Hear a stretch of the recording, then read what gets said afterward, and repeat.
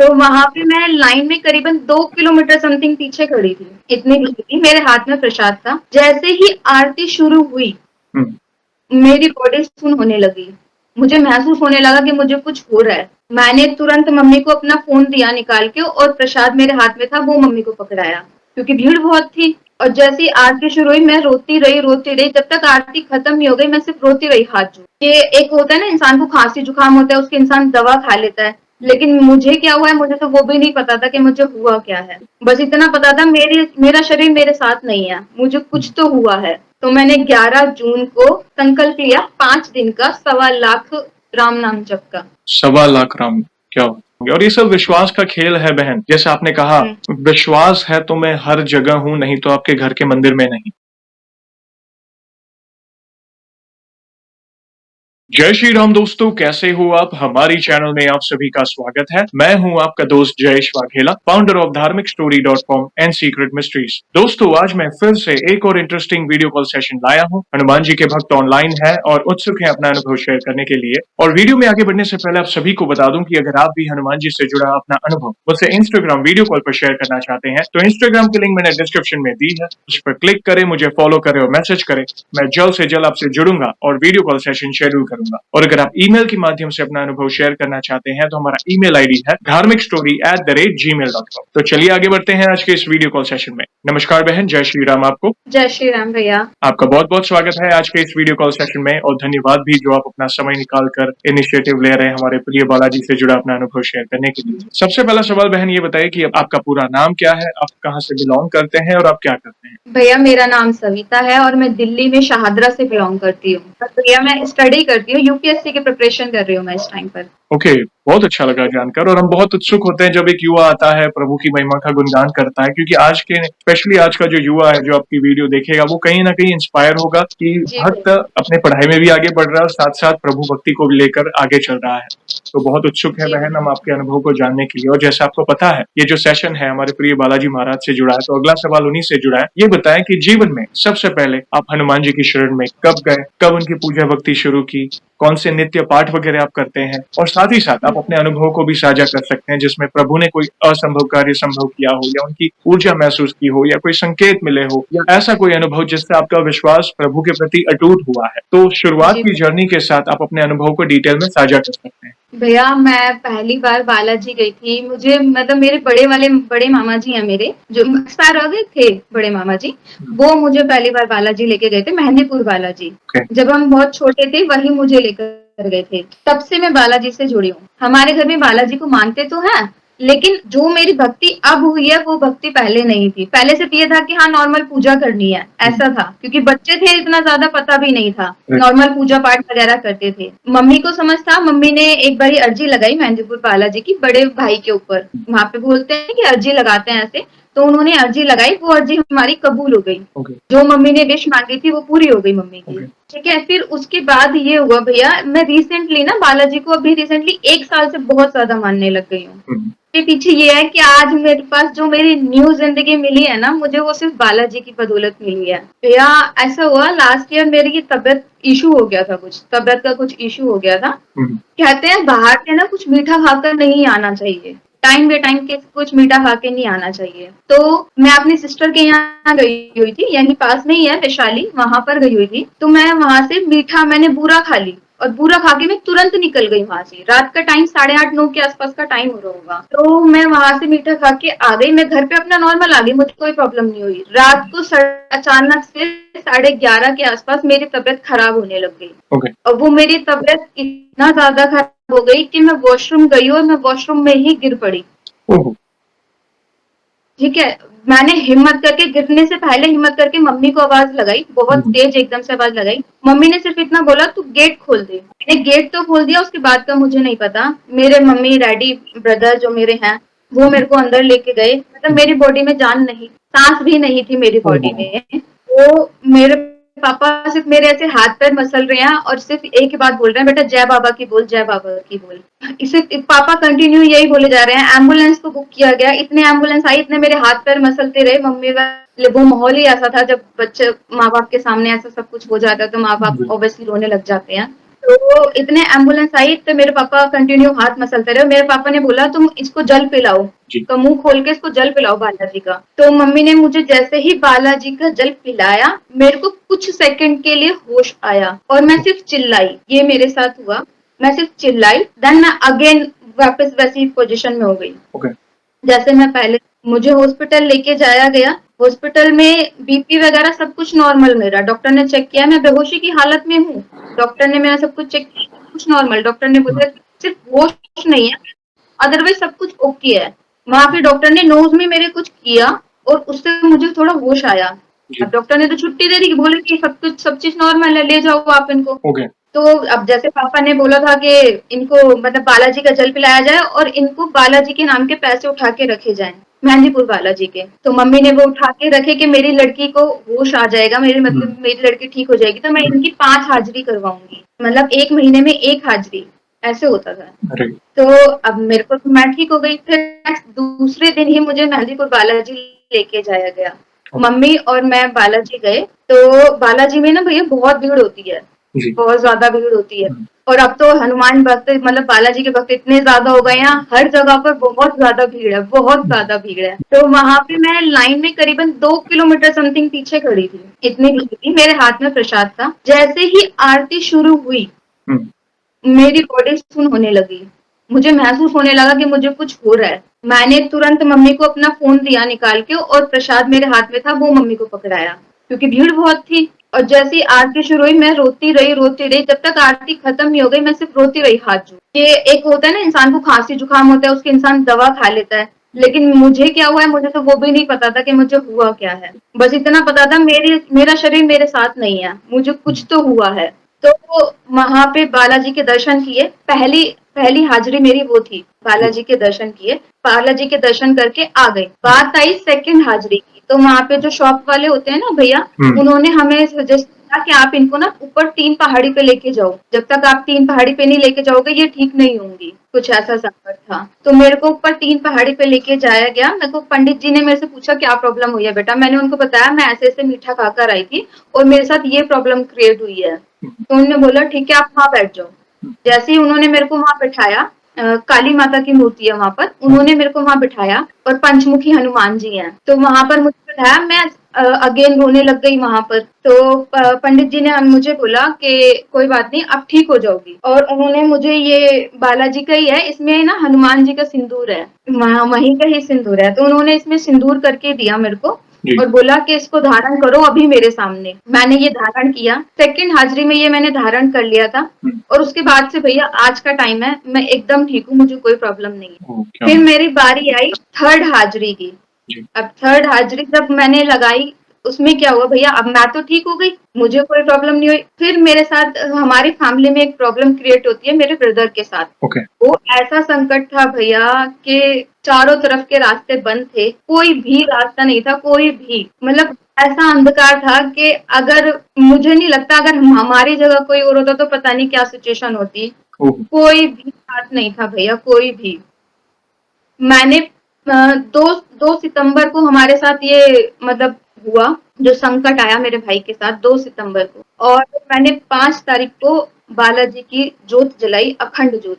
तो वो जो अखंड जोत जलाई वो मैंने ये कह के जलाई कि अब आप मेरे बड़े भैया हो, मैं आपको अपना बड़ा भैया मान रही हूँ और अब जो आप करोगे ना वो एकदम सही करोगे, मुझे आप पे भरोसा है। क्योंकि जब कोई साथ नहीं देता ना, तब सिर्फ एक ऊपर वाला साथ देता है, विश्वास बनाए रखना पड़ता है। ठीक है भैया। तो इस दौरान ये हुआ कि मेरे एक फ्रेंड हैं, उनको हमारे घर की कंडीशन सारी पता थी कि हमारे साथ ये प्रॉब्लम क्रिएट हुई है। अब घर में क्या था, घर में हमारा इतना अर्निंग सोर्स भी नहीं है, पैसों की बहुत सख्त जरूरत पड़ रही थी। मैंने उनको बोला कि मुझे इतना अमाउंट चाहिए। तो उन्होंने मेरे को बोला कि सविता मेरे पास तो है नहीं, आप मेरे ब्रदर से बात कीजिए। और बहुत मैंने डरते डरते उनके ब्रदर से बात किया। तो मैंने बोला भैया मेरे को ऐसे ऐसे अमाउंट की जरूरत है। तो उन्होंने बोला ठीक है कोई बात नहीं ले लो, लेकिन 3 महीने में रिटर्न कर देना, हमारा घर बनना है। अब भैया उस टाइम पे मेरे को कुछ सूझ नहीं रहा था, मुझे ये था कि मुझे अपने भाई को संकट से बाहर निकालना है। तो मैंने उनसे अमाउंट ले लिया ये कह के कि हाँ मैं 3 महीने में रिटर्न कर दूंगी, क्योंकि मुझे ये था कि मैं 3 महीने में किसी और से लेकर रिटर्न कर दूंगी या भाई आ जाएंगे तो अपना सोल्यूशन सब कुछ हो जाएगा। ये था। अब उनसे अमाउंट तो ले लिया। लेकिन भैया मेरी अखंड ज्योत कंटिन्यू चलती रही। ऐसे ही मेरी 3rd हाजिरी हो गई, 4th हाजिरी हो गई, 5th हाजिरी मेरी न्यू ईयर के 31st को, जिस दिन मेरी 5th हाजिरी थी, उस दिन भाई को 31st को उस संकट से निदान मिल गया। ओह क्या बात। हाँ जी, उससे निदान मिल गया और 1 जनवरी को भाई हमारे पास थे। अब वो मेरी 5 हाजिरी कंप्लीट हो गई, प्लस में मेरी अखंड ज्योत कंटिन्यू चल रही थी। तो जैसा मैंने बोला था कि मैं जब ज्योत मैंने रखी थी तो मैंने उनको बाला भैया बोलती हूँ, बालाजी को मैं हमेशा बाला भैया बोलती हूँ। तो मैंने बोला था कि जब भाई आ जाएंगे तो मैं सुंदरकांड का पाठ कराऊंगी। तो मैंने जब भाई आ गए तो फिर हमने टाइम देख के पंडित जी से पूछ के तो उनको 16 जनवरी का मैंने सुंदरकांड का पाठ करवाया भैया। भैया जिस दिन मैंने सुंदरकांड का पाठ करवाया उस दिन ना अचानक से ना आंधी आने लग गई। मतलब ऐसा हुआ जैसे प्रभु कुछ संकेत दे रहे हैं मुझे। जी। तो मौसम इतना अच्छा हो गया जिसमें कि मतलब जनवरी में मौसम एकदम ठीक रहता है, कोई गर्मी नहीं रहती, ठंडा नॉर्मल रहता है।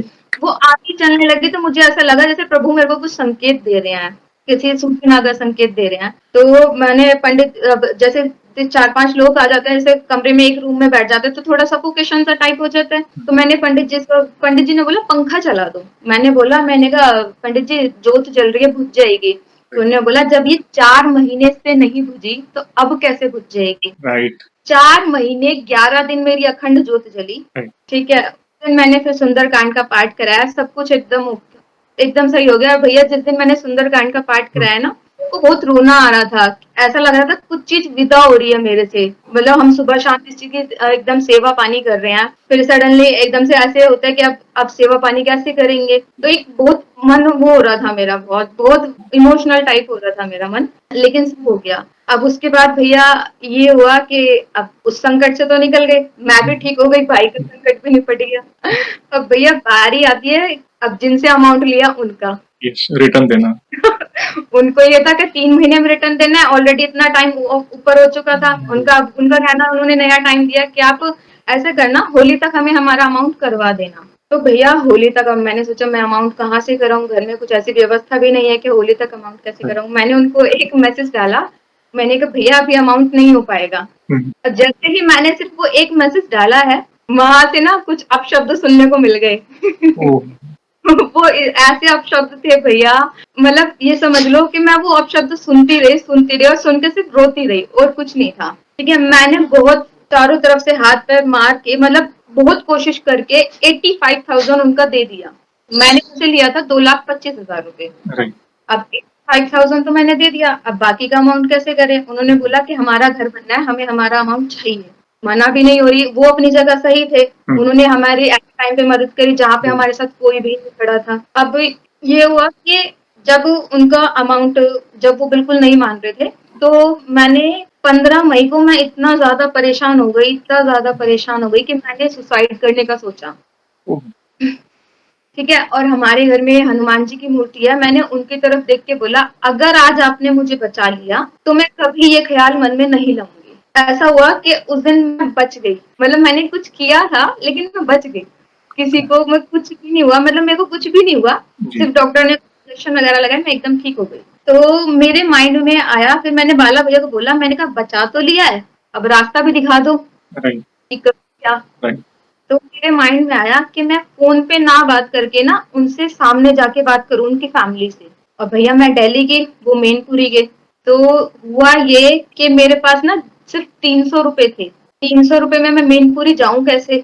सबसे बड़ी दिक्कत ये कि मुझे जाना भी है और आना भी है और पेट में कुछ खाना भी है, भूख लगेगी तो भैया 24 मई को, अभी रिसेंटली 24 मई को मैंने जनरल की टिकट ली रेल की और मैं मैनपुरी चली गई। ठीक है, अब मैनपुरी चली तो गई, अब मुझे ये नहीं पता था मैं आऊंगी कैसे, लेकिन मैं घर से निकलने से पहले बाला भैया को मैं बोल के गई मेरे साथ चलो। मैंने आपकी वीडियो में ये देखा था कि एक वीडियो मैंने देखी थी, उसमें ये था कि लेडीज को कोई भी प्रॉब्लम होती थी ना तो वो पर्ची डाल के पूछती थी बाला भैया से, है नी। और एक वीडियो मैं ऐसे देखती, एक वीडियो मैंने आपकी वो देखी जब किसी को परेशानी होती थी तो बोलते थे मेरे साथ चलो। तो उस दिन मैंने अप्लाई किया, मैंने बोला आप मेरे साथ चलो।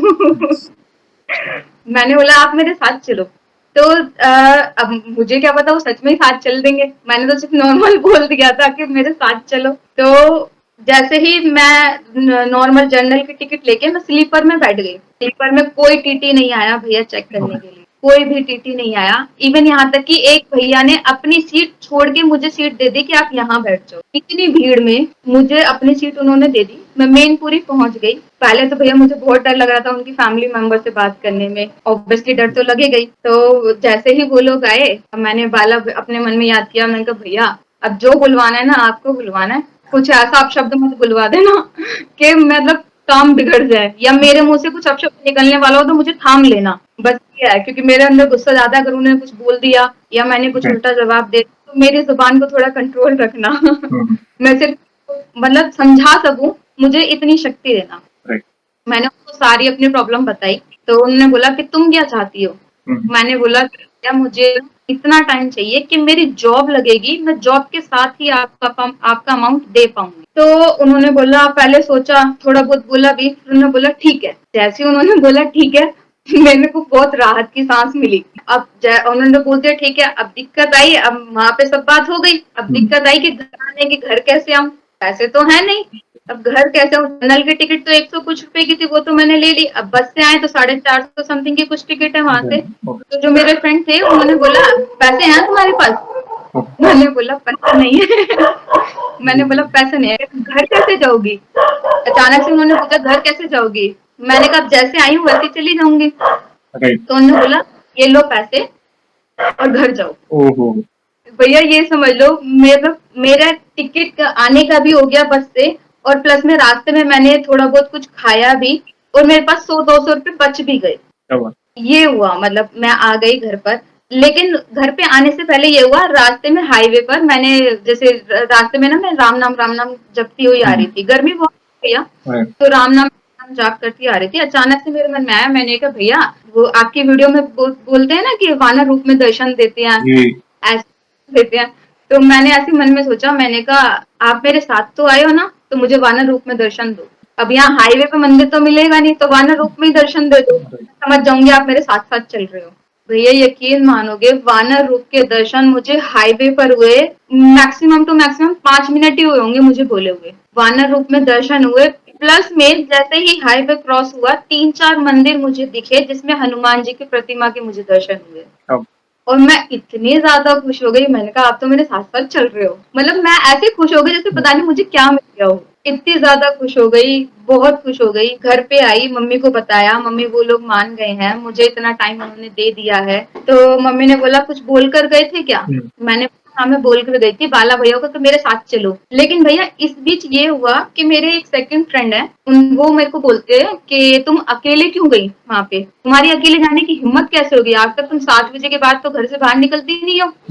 मैं डरी नहीं, मैंने उनको बोला मैं बाला भैया को बोल कर आई थी मेरे साथ चलो, तो वो मेरे साथ चल रहे हैं। बिल्कुल मैंने उनको बोला मैं बाला भैया को, और वो मतलब वो मेरी बात को मजाक में ले रहे हैं। तब एक होता है ना कि हम एजुकेटेड हैं, तो अब उनको लगता है कि मजाक कर रहे हैं, ऐसा कोई होता है। तो मैंने बोला मैं बाला भैया को बोल कर आई, वो मेरे साथ चल रहे हैं, मुझे किसी बात का डर नहीं है। और भैया यकीन मानोगे, मैं अपने घर से पहली बार ऐसे अकेले गई और मुझे बिल्कुल भी डर नहीं लगा। मुझे ये था कि मेरे साथ मेरे बाला भैया हैं, कुछ भी नहीं होगा। तो भैया ये जो संकट हमारा आया, संकट ऐसे मेरा हो गया, मतलब इससे भगवान ने निदान दिला दिया। प्लस में ये पैसों की प्रॉब्लम आई, अब उनके अमाउंट देना भी है, लेकिन मैं सिर्फ एक ही मेरा ये है कि मेरी जॉब लग जाएगी तो मैं उनका अमाउंट दे पाऊंगी। मना नहीं है किसी के लिए भी कि हम जैसे किसी ने अभी हमारी करिए हम उसका अमाउंट ना दे, हमारा फर्ज है, उन्होंने हमारे टाइम पे काम आए तो हमारा फर्ज है कि उनको रिटर्न करना, लेकिन थोड़ा समय लगेगा बस। इस बीच भैया ये हुआ कि मैं आपकी वीडियो ना पहली बार मैंने तब देखी थी जब आपने एक रील बनाई थी जिसमें ये था कि पीछे कोई डॉक्टर के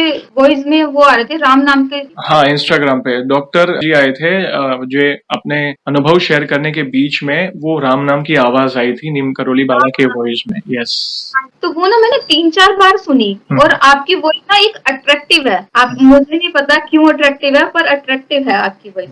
तो मैं ना वो रील मैंने देखी, फिर मैं तुरंत आपकी ना वीडियो देखने लग गई, क्योंकि आपकी वॉइस मेरे को बहुत अच्छी लगने लगी। और पीछे जो बाबा की प्रतिमा है ना, तो ये मेरे को एक दिन सपने में दिखी। हाँ, सपने में दिखी, जैसे मैं कहीं पर जा रही हूँ तो मुझे जाने नहीं दिया, मेरा रास्ता हाथ पकड़ के ये लेकर आया मुझे, ऐसे रुद्र रूप सा दिखा। तो मैं भैया ना थोड़ा ये है, मैं आस्था में ज्यादा विश्वास रखती हूँ शुरू से ही, लेकिन रिसेंटली बहुत ज्यादा हो गया है। तो मेरे को कुछ घटित होने से पहले ना आभास हो जाता है सपनों के द्वारा, ये पता नहीं क्यों होता है, लेकिन होता है मेरे साथ। अब ये क्यों होता है तो भगवान जाने क्यों होता है, लेकिन मुझे थोड़ा-सा आभास हो जाता है कि कुछ होने वाला है। तो जैसे मुझे वो बाबा की प्रतिमा दिखाई दी ना, तो मुझे लगा कुछ ना होने वाला है, लेकिन मैं समझ नहीं पाई कि क्या होने वाला है। चलो ठीक है, कोई बात नहीं। मैंने कहा बाबा जब आपने ये दिखाया है तो आगे भी रास्ता आप ही दिखाओगे। कोई भी जब इतने बड़े संकट से निकल गए तो आगे तो कोई भी संकट आएगा उससे कोई प्रॉब्लम ही नहीं है। कहते हैं ना, जब वो टाइम नहीं रहा तो ये टाइम भी नहीं रहेगा।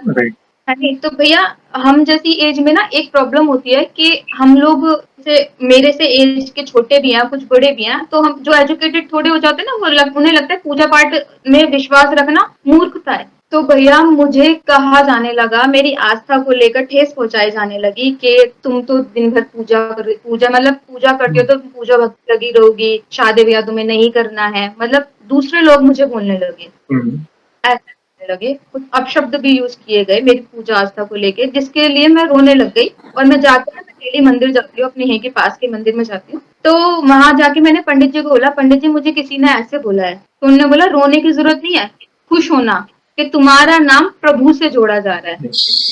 अब जैसे उन्होंने बोला प्रभु से जोड़ा जा रहा है, मैं रोते रोते चुप हो गई। मैं भैया कुछ नहीं बोली। मैं ना भैया बहुत कच्चे दिल की हूँ, मतलब हर छोटी छोटी बात में रो जाती थी मैं। लेकिन जब से मैं प्रभु की शरण में आई हूँ भैया, मैं कहती हूँ जब उन्होंने हमारे पास मतलब इतना बड़ा संकट उन्होंने दिया, कोई रास्ता भी नहीं था, लेकिन फिर भी रास्ता निकल आया। हमने कोशिश करी, रास्ता निकल आया, बेशक किसी और के माध्यम से निकला। तो ये बात सच है, प्रभु ना अगर कोई हमें परेशानी हमें मिल रही है तो उसका निवारण भी वो करते हैं। ये एकदम बात बिल्कुल सच है। वरना कौन आज के टाइम में किसकी मदद कर रहा है, कोई नहीं करता भैया। तो आपकी वीडियो देखी मैंने, जैसे आपकी वीडियो देखी ना, उसमें ये था कि राम नाम जाप करते हैं, इतने दिन का संकल्प करते हैं, संकल्प ऐसे एक लोटा जल करके मतलब ऐसे रखते हैं, ऐसे करते हैं। तो मैंने कभी संकल्प नहीं लिया था। भाई का वो प्रॉब्लम क्रिएट हुआ था तो मैंने 21 का पाठ तो किया था, लेकिन ऐसे अलग से रख के संकल्प नहीं किया था, क्योंकि संकल्प लेना कभी आता ही नहीं था। आपकी वीडियो के माध्यम से संकल्प लेना सीखा मैंने। तो रिसेंटली मेरे को मन में उत्साह हुआ कि मैं भी संकल्प लूं। माइंड ना परेशान है थोड़ा सा, मैं संकल्प लूंगी। तो मैंने 11 जून को संकल्प लिया 5 दिन का 1.25 लाख राम नाम जप का। 1.25 लाख राम, क्या? तो मैं रोज सुबह, मैं कभी अपनी लाइफ में सुबह उठ के मैंने कभी पूजा नहीं करी, जो तो मतलब नॉर्मल करी, सुबह 8-9 बजे जैसे नहा धो के अपने ऐसे पूजा करी। रात 3 बजे उठ के नहाना धोना, देन 3:45 या 4 बजे के अप्रॉक्स पूजा करने के लिए बैठ जाना, मैंने कभी नहीं किया। हमें मतलब अब मैंने जो पूजा रिसेंटली अब शुरू करी है, ब्रह्म मुहूर्त में शुरू कर दी, और ये चीज भी मैंने आपकी वीडियो के माध्यम से ही सीखी है जी। तो मैंने राम नाम जप किया। तो जिस दिन मेरा लास्ट डे था उस दिन मैंने कहा बाला भैया को बोला, मैंने कहा मेरा राम नाम जप तो हो गया पूरा। अब मैं ना ऐसे करती थी, जैसे राम नाम जप करती थी ना, एक छोटी सी जगह ना उनके लिए रख देती थी। मैंने कहा आप भी सुन लेना आके, अब तो हो नहीं लेकिन सुन तो लेना। तो जिस दिन लास्ट जाप था भैया मेरा, उस दिन जाप कंप्लीट हो गया, भोग वगैरह सब लगा दिया। तो मैं उनको बोलकर सोई बाला भैया को, मैंने कहा वानर रूप में यहाँ घर पे आ जाना, मैंने बनाना खा जाना, भोग लगा जाना। तो ऐसे कह के बस मैं सोई हूँ, और सोते के साथ ही मुझे सपने में दिखा कि राम जी और हनुमान जी ऑरेंज कलर के पोस्टर पर हैं, और वो मुझे ऐसे करके आशीर्वाद दे रहे हैं। और मेरे मन में आया कि ये मैं इनको ना घर ले जाऊं। मैं भैया, मैं ना एक मेरी ना आस्था ये है, शुरू से मेरी आस्था ये है कि मैं ना प्रसाद के लिए ना बहुत बहुत उत्सुक रहती हूँ हमेशा, प्रसाद वगैरह के लिए या भगवान जी के लिए। मेरे को ये लगता है मैं इनको घर ले जाऊं। और नहीं आता कि भैया मुझे कोई भी सपना दिखता है ना, तो प्रसाद बट रहा है, तो मैं भैया इतनी बड़ी पन्नी लेके सपने में बता, इतनी पन्नी कौन लेके जाता है। मैं हमेशा इतनी पन्नी लेके, मैं पंडित जी इसको भर देना हमेशा ऐसे ही दिखता है भैया, मतलब। और भैया ये राम नाम जप करने से पहले, और जिस दिन मुझे ये दिखा था ना भैया, सपना के ऐसे आशीर्वाद देते हुए मुझे दिखे हैं प्रभु राम जी और हनुमान जी। मेरी जैसे ही आंख खुली मैं इतना खुश हुई भैया। मैंने घर में मम्मी को बताया, मम्मी प्रभु ने मुझे दर्शन दिए, मम्मी प्रभु ने मुझे दर्शन दिए। बोला चलो अच्छी बात है, प्रभु ने तुम्हें दर्शन दिए। तो भैया जब ये राम नाम जप होने वाला था ना, तो आपकी वीडियो जब तक मैंने संकल्प वाली देखी नहीं थी, उससे पहले मेरे को जो सपना था कोई था उनकी शर्ट से ना इतने छोटे से हनुमान जी सोने के उनकी शर्ट की जेब में से गिर रहे हैं, और मैंने उनको ऐसे करके पकड़ लिया है, पकड़ के मैंने ऐसे आंखों से चूमा है उनको, ऐसे किया है, और मैं कह रही हूँ, मैंने कहा आप मेरे साथ मेरे घर चलो, इनको मैं घर ले जाऊंगी। फिर सडनली अचानक से मन में आ गया कि भाई जैसे आंख खुली, फिर आपकी आपकी वीडियो ना मैं मोस्टली दिन से ज्यादा रात को आराम से देखती हूँ, शांति में। मतलब हैंड फ्री लगा लेती हूँ और आराम से शांति में देखती हूँ, आराम से। तो फिर मैंने राम नाम जप किया, राम नाम जप भी सब कुछ एकदम ओके हो गया। तो भैया मैं ये बताना चाहती हूँ कि जैसे हमारी एज में बहुत प्रॉब्लम जैसे होती है, बहुत सौ झमेले होते हैं, मतलब लड़कियों की लाइफ में भी लड़कों की लाइफ में भी, लेकिन एक विश्वास रखना चाहिए उन पर कि वो सब देख रहे हैं, क्योंकि मेहनत करना हमारा काम है, मेहनत हम कर सकते हैं, नैया पार हमारे प्रभु के जरिए ही लगेगी। और भैया एक ऐसा टाइम आया था कि मतलब मुझे ना बहुत नीचा देखना पड़ा था किसी और के। कभी कभी इंसान होता है कि गलत नहीं होता, लेकिन फिर भी नीचा देखना पड़ जाता है। अगर गलत है 1-2% है, 20% है, 40% है, बाकी 60% वो सही है, लेकिन उस टाइम पे भी वो कुछ नहीं कर पाता है। भैया मैं बताना चाहूंगी, जब से मैं हनुमान जी से मतलब प्रभु से जुड़ी हूँ ना, बाला भैया से, कभी कोई गलत संगत का विचार भी नहीं आया मन में, कभी कोई विचार नहीं आया। इवन यहाँ तक कि जब भाई के साथ ये सब संकट हुआ, तो मेरे भाई ने भी नॉनवेज वगैरह खाना छोड़ दिया है। पहले वो खाता था, उसने नॉनवेज खाना छोड़ दिया है। और मैं सिर्फ बाला भैया से यही बोलती हूँ कि जिस हाल में आप रखोगे ना, उस हाल में हम रह लेंगे, हमें कोई प्रॉब्लम नहीं है। बस क्या है ना, दुख आएगा तो उससे लड़ने की हिम्मत भी आएगी। बल प्रभु देते हैं बहन। देखिए, संकट आता है, दुख हुआ, मुझे जानकर बहुत अप्स एंड डाउन्स आपको फेस करने पड़े। संकट आया, आर्थिक स्थिति खराब हो गई थी, जेब में पैसे नहीं, और मगर कहीं ना कहीं देखिए इस सिचुएशन से निपटने के लिए जो बल मिला ना, ये बल के कारण आप हर सिचुएशन से उबर पाए। अगर प्रभु साथ ना होते, अगर आपने प्रभु को प्रमुख ना रखा होता या प्रभु का स्मरण ना किया होता, तो सोचो क्या होता। जहाँ पे एक सिचुएशन ऐसी आई जब आपको पैसे जिसे देने थे वही सामने से आपको रिटर्न आने के पैसे दे। सोचिए, ये लीला देखिए। एक समय जो जो इंसान आपको अपशब्द बोल रहा है क्योंकि आपने पैसे टाइम पे नहीं दिए, अभी देखिए आपके अंदर कितनी संयमता है कि वो वाक्य अभी आप सुना रहे हो ना, हंसते हंसते सुना रहे हो। पता है उन्होंने मुझे अपशब्द दिए, आप हंस रहे थे। तो देखिए ये संयमता किसने दी? ये प्रभु ने दी। कोई टेंशन नहीं, तुम रक्षक का हूँ को डरना। अब जब वे मेरे साथ है ना, तो मुझे किसी चीज की चिंता नहीं। जो लड़की शाम के बाद, जैसे आपने कहा, रात के समय बाहर नहीं निकलती है, लोग उसके बारे में भी आपका मजाक उड़ाया गया। आप इतनी लंबी ट्रैवल करके जिनके पास से पैसे लिए थे, आप वहां पे गए, सोचिए, और वो भी अकेले गए। मतलब बहुत सोचने समझने वाली बात है। और आपने प्रभु को साथ रखा, और जब आप रिटर्न आए तब आपने बोला कि प्रभु अगर आप मेरे साथ है तो प्रमाण दीजिए किसी न किसी रूप में। तो आपको वानर स्वरूप दर्शन भी हुए। तो ये बहुत इंपॉर्टेंट चीज है आप शेयर कर रहे हैं बहन। आप युवा है और आप इतने अटूट विश्वास के साथ जो भक्ति कर रहे हैं ना संकट समय में, और आपका जो भरोसा जो बढ़ा है एक एक इंसिडेंट के बाद, तो ये कई लोगों के लिए आई ओपनिंग है। जो भी युवा, स्पेशली जैसे आपने कहा कि हमारी एज में लड़का हो या लड़की, कहीं ना कहीं वो बाहर की दुनिया पहली बार फेस करते तो भटक जाते हैं। कई बार व्याभिचार हो, नॉन वेज हो, व्यसन हो, गलत संगत हो, बहुत चीजों में। तो इसलिए भक्ति क्यों जरूरी है? वो हमें फोकस रखेगी, वो हमें सही और गलत के बीच का अंतर स्मरण कराएगी। नहीं, ये गलत है, यहाँ पे नहीं जाना, ये सही है, यहाँ पे जाना। और अगर कोई संकट आता भी है तो बल प्रभु ही। मतलब ये जो जर्नी है, शुरुआत में आपने जैसे बताया आपकी तबीयत खराब हो गई, आप बाथरूम में गिर गए, नेगेटिव एनर्जी बोले, नेगेटिव ऊर्जा, और मेहंदीपुर बालाजी की तो महिमा अपरंपार है। बहुत बड़ी महिमा है भैया, बहुत ही बात निराली है। और जिस तरह आपके माता पिता का भी विश्वास प्रभु के प्रति, आपका विश्वास, आपने जो 5 हाजिरी लगाई, आपने देखा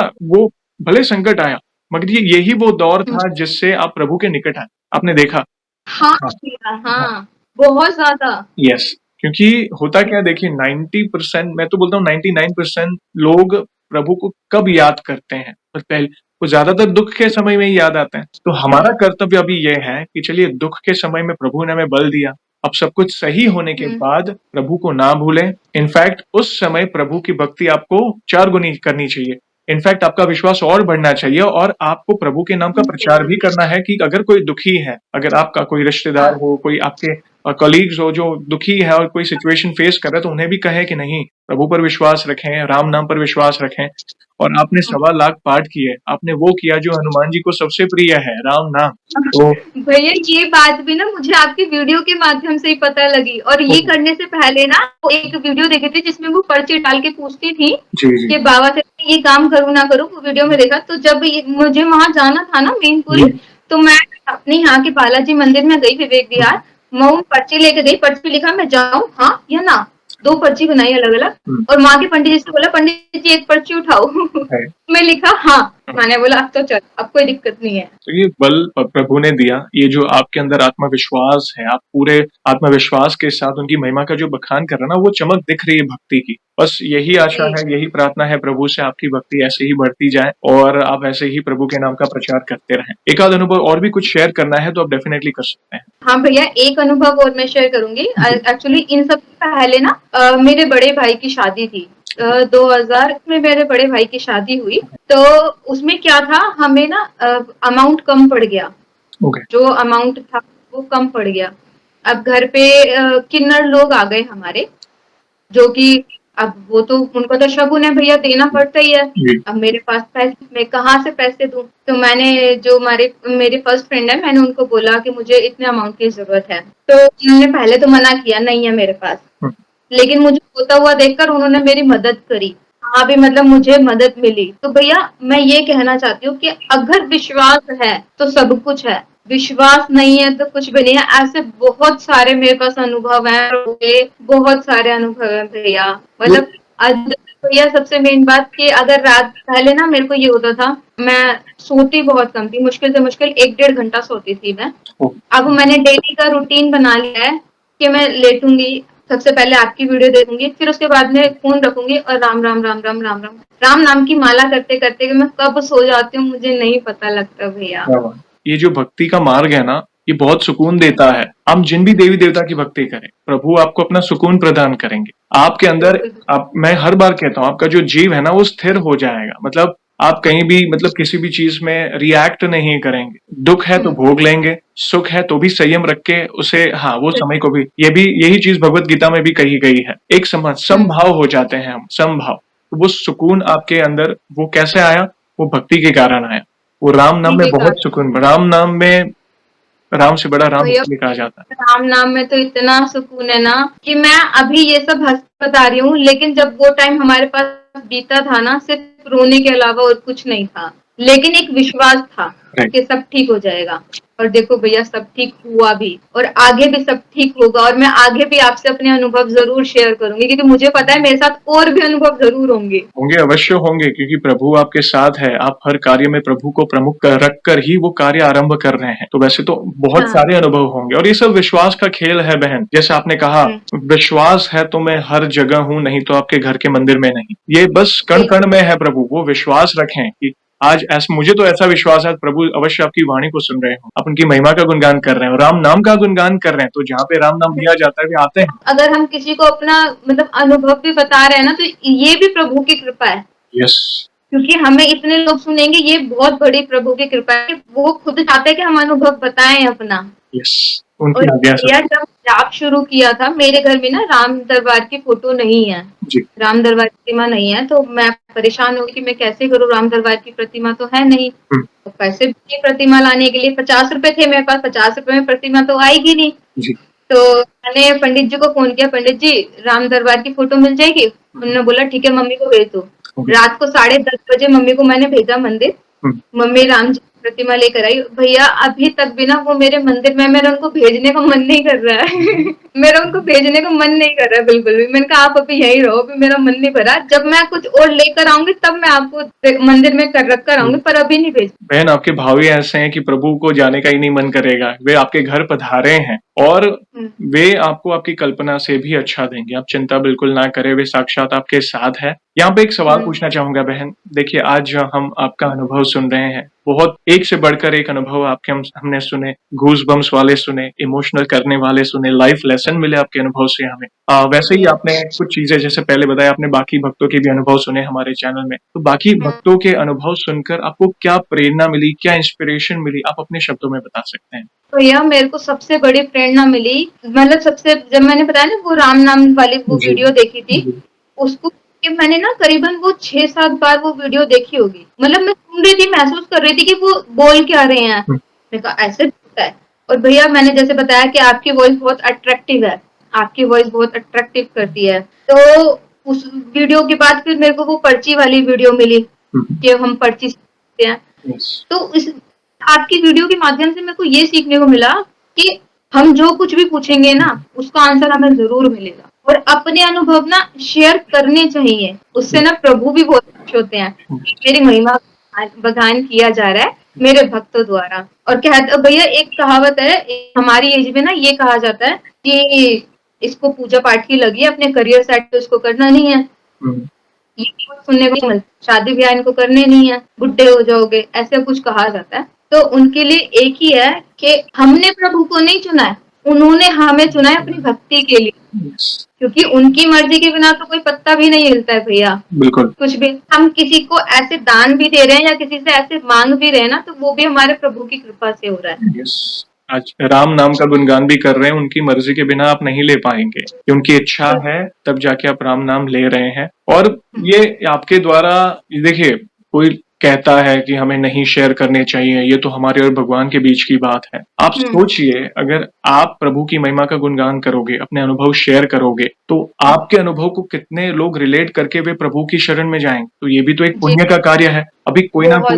अभी कोई कर्जे में होगा या कोई ऐसे टेंशन में होगा, वो आपका अनुभव देखेगा, अरे इस बहन ने ऐसा किया, उन्हें ऐसे बल मिला, उस सिचुएशन से वे बाहर आए, तो वो कहीं ना कहीं वे अपने अनुभव को आपके अनुभव से रिलेट करेंगे। तो ये भी तो एक पुण्य का काम है। थैंक यू वेरी मच बहन, बहुत प्यारे प्यारे अनुभव शेयर किए। कराने वाले पीछे बैठे हैं। और शेयर करूंगी, अभी लास्ट बार का अनुभव है मेरा जी।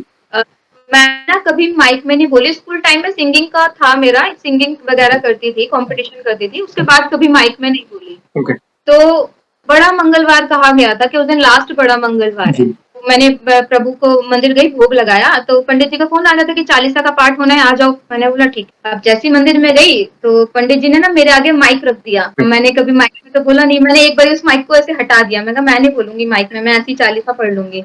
अब एक तो वो, तो फिर दूसरी बार फिर क्या हुआ, और जैसे और भक्त आ गए तो पंडित जी ने फिर मुझे दोबारा माइक दे दिया। अब जैसे ही दोबारा माइक दिया, वो माइक मैंने पकड़ लिया। तो भैया मैंने अपनी लाइफ में ऐसे माइक में पहली बार बोला और 7 बार 40 का पाठ किया, और मंदिर में इतनी संगत थी कि मजा आ गया। मतलब पहली बार मैंने ऐसे माइक में 40 का पाठ किया और सबने मेरे साथ साथ किया, बहुत अच्छा लगा भैया। आप भाग्यशाली हैं, तब जाके ये सौभाग्य मिला आपको, नहीं तो हर एक के भाग्य में ये नहीं है। और बस ऐसे ही आपकी भक्ति बढ़ती रहे प्रभु के प्रति, और इन फ्यूचर भी ऐसी कोई भी अनुभूति हो और होगी, जैसे मैंने पहले कहा, आप हमसे अवश्य जुड़िएगा, हम वीडियो के माध्यम से आपके अनुभव को भक्तों तक पहुंचाएंगे।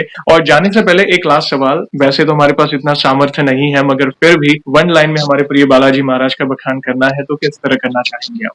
भैया मेरे को तो जितनी लाइन मिले कम है, लेकिन फिर भी अगर मुझे एक लाइन मिले कि मतलब एक लाइन में मुझे कहा जाए कि मैं कहूँ, तो मैं सिर्फ एक ही बात बोलूंगी कि नासे रोग हरे सब पीरा, जपत निरंतर हनुमत वीरा। अद्भुत अद्भुत, बहुत ही प्यारे शब्दों में अपने प्रभु की महिमा का बखान किया बहन। हम धन्य हो गए, हम अपने आप को भाग्यशाली समझते हैं जो आपके मुख से प्रभु की महिमा का गुणगान सुनने मिला। और सारे भक्त अवश्य कमेंट में बताएं इन भक्त का आपको अनुभव कैसा लगा। और सेशन को हम ऐसे ही एंड नहीं करेंगे, आपको पता है प्रभु श्री राम के नाम का जयकारा और हनुमान जी के नाम का जयकारा अवश्य लगाएंगे, फिर सेशन को एंड करेंगे। तो आप जुड़िए, जो भी भक्त जहाँ कहीं से इस सेशन को देख रहा है, भारत में है, भारत के बाहर है, चल फिर रहा है, ऑफिस में, किचन में, प्लीज जयकारे में जुड़िए, फिर सेशन को एंड करेंगे। तो बोलिए सियावर रामचंद्र की जय, पवन सुत हनुमान की जय। वंस अगेन बहन, थैंक यू वेरी मच अपने प्यारे प्यारे अनुभव शेयर करने के लिए। जय श्री राम, जय हनुमान। जय